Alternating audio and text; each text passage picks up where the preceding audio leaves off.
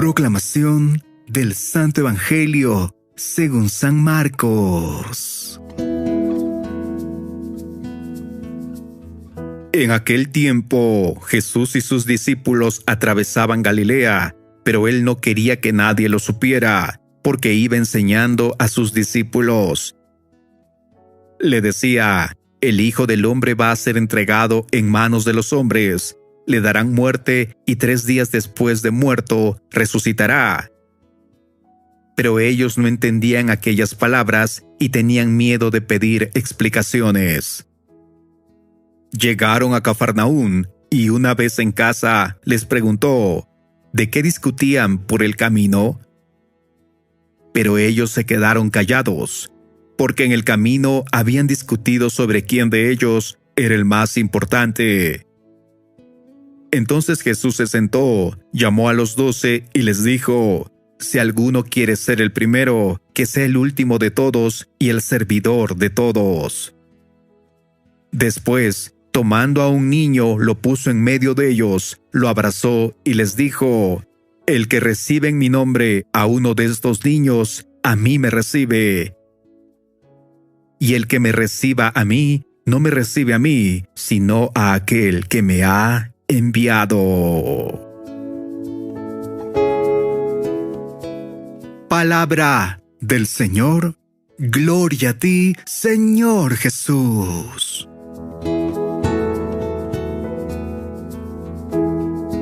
Hoy Jesús le enseña a los discípulos, a ellos solos, que lo iban a matar y que 3 días después de su muerte resucitará.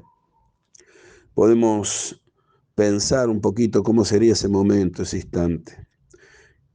Cómo sería la cara de Jesús, cómo sería su voz, cómo sería el clima en que se pronunciaron esas palabras tan importantes. Pero los discípulos no entendieron y no querían hacerle preguntas, tenían miedo.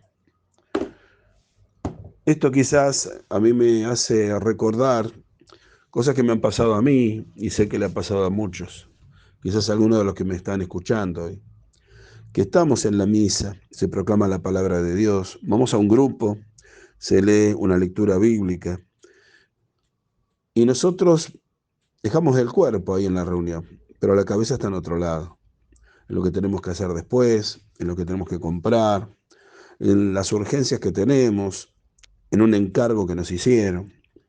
Y por lo tanto, si nos preguntaran qué dije o qué acabo de leer, muchos de nosotros no sabríamos qué decir, o quizás por la mitad. Y nos da vergüenza preguntar, nos da vergüenza volver a leer porque me distraje, pedir eso. ¿Qué sería lo más auténtico? A los discípulos les pasó algo parecido.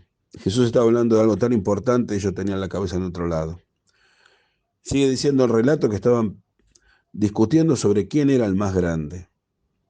Quizás era una discusión que venía de lejos y por eso cuando Jesús habló de su muerte y resurrección, ya la tenían en la cabeza. Con solo mirar al otro, uno estaba tratando de decirle: vos no me vas a ganar a mí.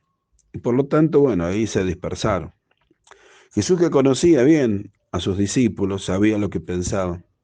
Les hace esta hermosa catequesis sobre el verdadero lugar del discípulo, que es el convertirse en servidor. Cuando uno recibe un encargo, cuando a uno se le delega un poder, recordemos que el poder viene de Dios.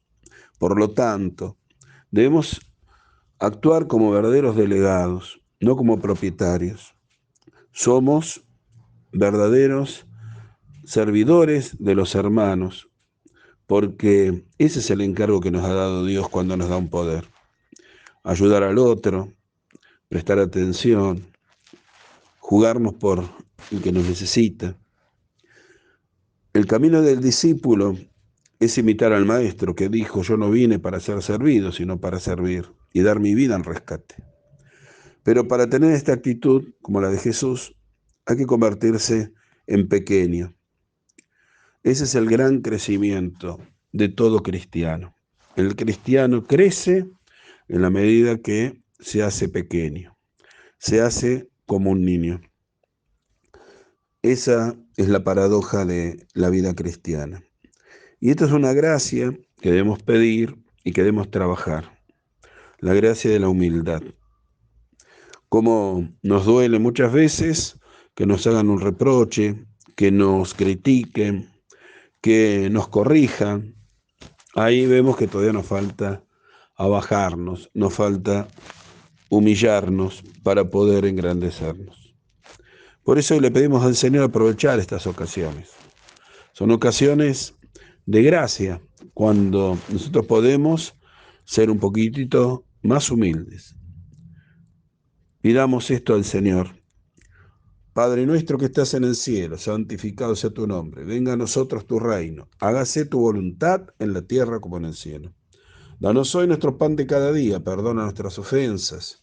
También nosotros perdonamos a los que nos ofenden. No nos dejes caer en la tentación. Líbranos del mal. Los bendiga Dios Todopoderoso, el Padre, el Hijo y el Espíritu Santo. La Virgen María los cubre con su manto. San José nos preste sombro fuerte y seguro para apoyarnos en él y seguir andando. San Francisco de Paula nos sigue educando a vivir a la caridad. Dios los cuide. Tengan un hermoso día.